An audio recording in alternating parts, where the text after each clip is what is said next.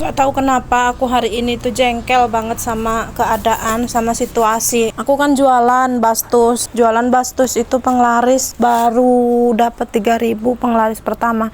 Itu uangnya hilang, nggak tahu kemana.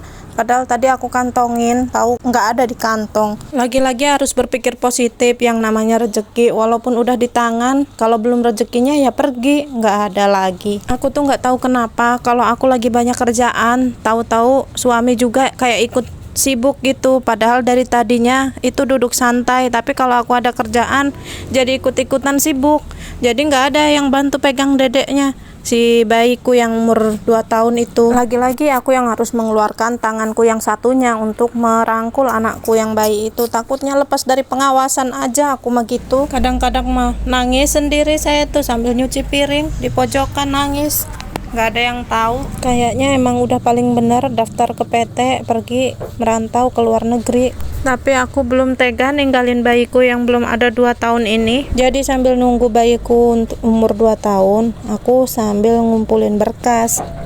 Semua berkasku udah beres, tinggal ijazah. Karena ijazah dengan data yang lainnya tidak sinkron, maka aku mengupayakan untuk meminta surat keterangan dari sekolah, keterangan salah penulisan.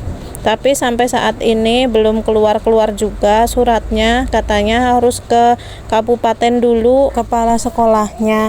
Nah, aku udah ngumpulin apa yang dibutuhkan oleh sekolah, yaitu surat permohonan seperti berkas KK, KTP, dan ijazah, juga akte kelahiran yang beda dengan data di ijazah. Sebelumnya aku juga udah pernah ikut sidang untuk memperbaiki data. Nah, sidangku itu udah disetujui, tinggal aku datang ke Dukcapil.